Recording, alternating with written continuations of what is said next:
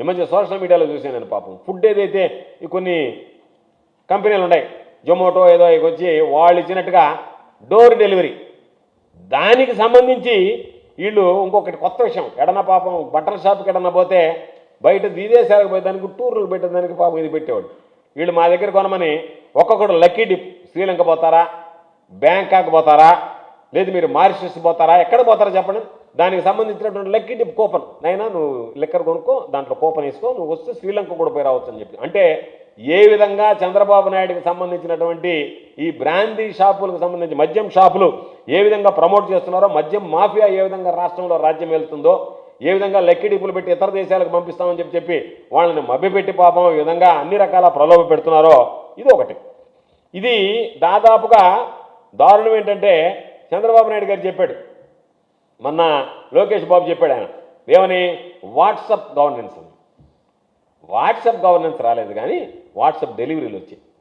పాపం కొంతమంది గ్రూపులుగా ఏర్పడుతున్నారు ఆ గ్రూపుల్లో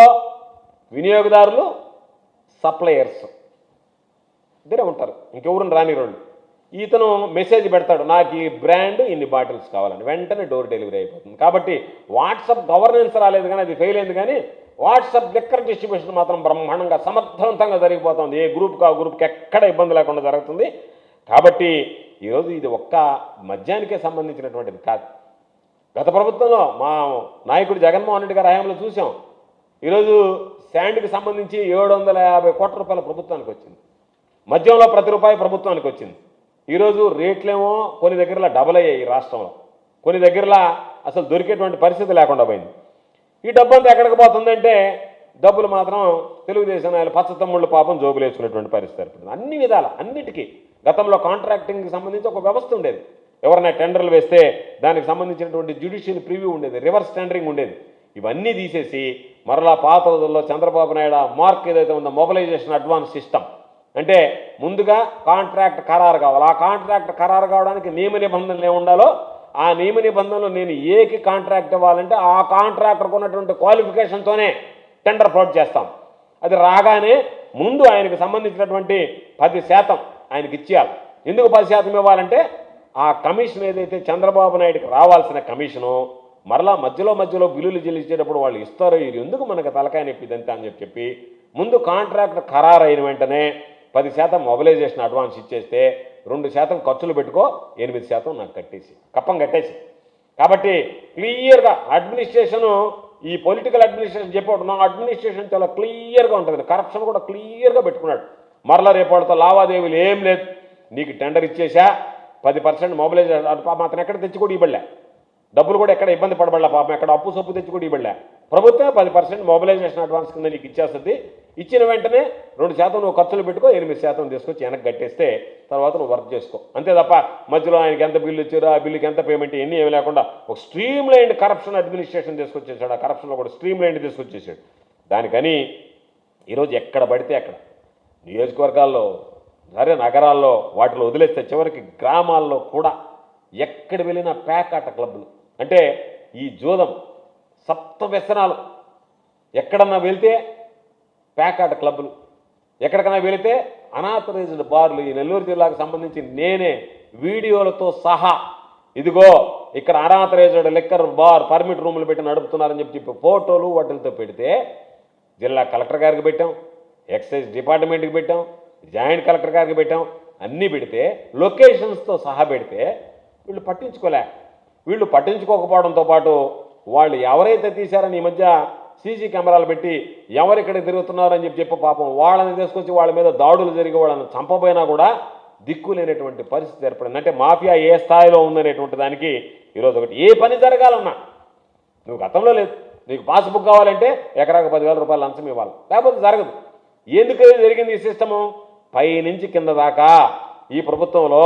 లంచాలు మరిగారు కాబట్టి ప్రతి ఒక్కడు లంచావతారం ఎత్తేటువంటి అవకాశం ఏర్పడింది ఏదైనా సరే లేఅవుట్ వేయాలి అంటే ఎమ్మెల్యేకి ఎకరాకి ఎంత మా ఎమ్మెల్యే సోమిరెడ్డి అయితే బ్రహ్మాండంగా ఉన్నాడు ఎంతమంది లేఅవుట్లు వేస్తారా ఎంత లేఅవుట్లు వేస్తే ఎంత డబ్బులు వస్తాయా లేఅవుట్కి డబ్బులా బుద్ధిమాలిన విధవలు కాకపోతే అపార్ట్మెంట్లు కట్టాలంటే డబ్బులా ల్యాండ్ కొని రిజిస్టర్ చేయించుకోవాలంటే డబ్బులా ఏదైనా బిల్డింగ్ కట్టుకోవాలంటే డబ్బులా వాటికి సంబంధించి లేకపోతే రకరకాలైనటువంటి సమస్యలా, వాళ్ళు కట్టుకున్నా ఇబ్బంది పెట్టడం, ఎవరినో ఒకరిని పంపించడం, ఏదో ఒక విధంగా ప్రతిదానికి. కాబట్టి మాట ఇస్తే దాన్ని నెరవేర్చేటువంటి దమ్ము ధైర్యం ఉన్నటువంటి నాయకుడు మా జగన్మోహన్ రెడ్డి గారు. గర్వంగా చెప్పాలి. ఈరోజు మేము మాట్లాడడం కాదు, కనీసం ఇటు కూటమి ప్రభుత్వం వచ్చినటువంటి ఈ 8 నెలల కాలంలోనే ప్రజలు అనేటువంటి మాట జగన్మోహన్ రెడ్డి గారు చెప్పేటువంటి ఇచ్చాడు, పొరపాటు చేశాం, చంద్రబాబు నాయుడు ఈరోజు మనల్ని మోసం చేస్తున్నాడు అనేటువంటిది ఈరోజు ప్రజలందరూ కూడా చంద్రబాబు నాయుడు నైజం చెప్పి ఎగ్గొట్టడం అనేటువంటిది ఇది ప్రజల్లో ప్రతి ఒక్కరిలో కూడా ఈరోజు ప్రారంభమైనటువంటి పరిస్థితి. అందుకనే ఈరోజు సూపర్ 6 లేవు. సూపర్ 6కి దాదాపుగా చంద్రబాబు నాయుడు గారు ఒకరోజు చెప్పాడు,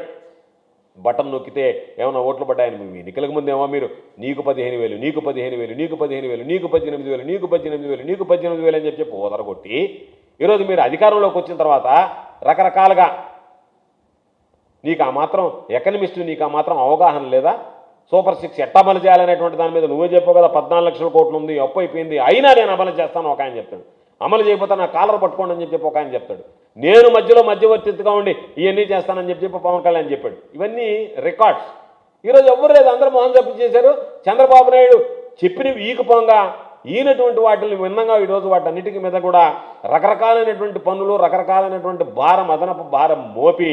వాటన్నిటిని కూడా ఈరోజు ఇబ్బంది పడేటువంటి పరిస్థితి ఏర్పడింది. కాబట్టి చంద్రబాబు నాయుడు మాత్రం సింపుల్ దోచుకో, పంచుకో,